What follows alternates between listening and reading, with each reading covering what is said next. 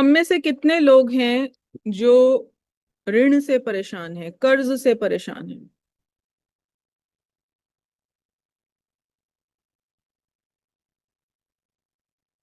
कितने लोग हैं जो किसी रिश्ते से परेशान हैं?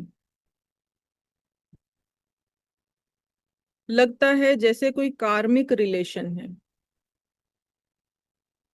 कोई भी कार्मिक रिलेशन, इवन पेरेंट्स के साथ भी हो सकता है, हस्बैंड वाइफ का भी हो सकता है, ब्रदर सिस्टर का भी हो सकता है, बॉस और एम्प्लॉय का भी हो सकता है। ठीक है। परिवार में मिसकैरेजेस होना पितृदोष में आता है। धन का नुकसान होना पितृदोष में आता है। किसी रिश्ते का ठीक ना चलना पितृदोष में आता है।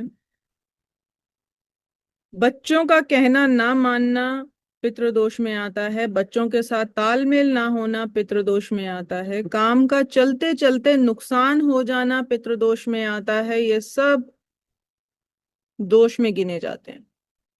आप किसी भी तरह की समस्या से जूझ रहे हो, निर्वाण के लिए, निवारण के लिए अगर किसी पंडित जी के पास जाएंगे तो नो डाउट वो आपको पितृदोष कहेंगे ही कहेंगे।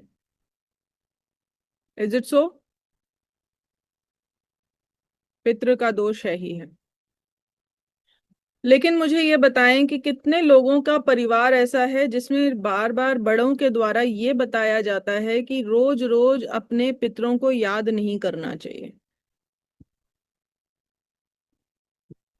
रेज योर हैंड्स कि डेली अपने गए हुओं को याद नहीं करना चाहिए। ऐसा किस किस ने सुना है? हम सब ने सुना।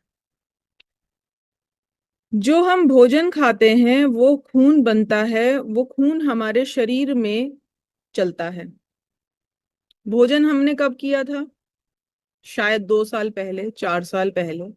आज भी उसका असेंस बैठा है, ब्लड बन के हमारे शरीर में घूम रहा है। ठीक है। अब जो मेरी औलाद है, जो मेरे बच्चे हैं, उनको मैं क्या बोल रही हूँ? मेरा खून है।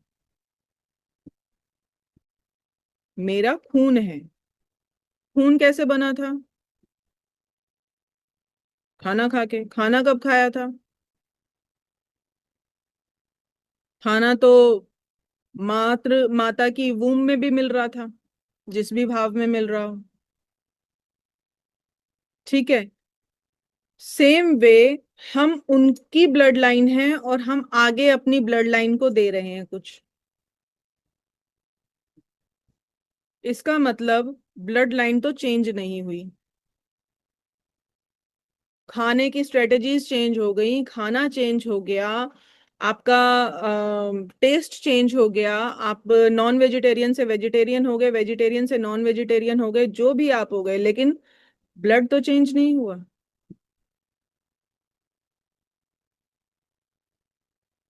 ठीक। जब एक सोल डिसाइड करती है, कॉन्ट्रैक्ट करती है कि मैं ह्यूमन बॉडी में जाकर ये लेसन लर्न करूंगी,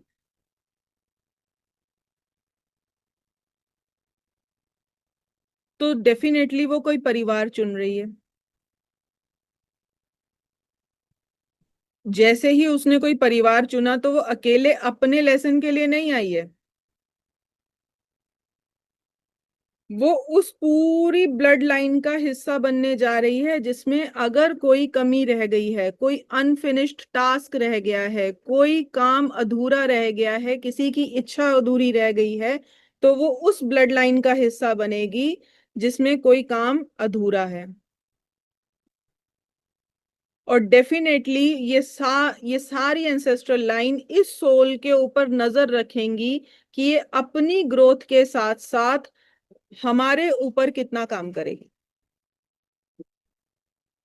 यानी हम एक जिम्मेदारी के साथ आते हैं कि हमें इतनी सारी जिम्मेदारी होती है कि अपनी जो एनलाइटनमेंट है उसके ऊपर तो ध्यान देना है, लेकिन जिनके हम ऋणी हुए हैं, जिन आप एनलाइटनमेंट के लिए शरीर लिया, शरीर लेने के लिए जो परिवार लिया उनका भी तो ऋण हुआ ना, वो जगह दे रहे हैं अपने परिवार में।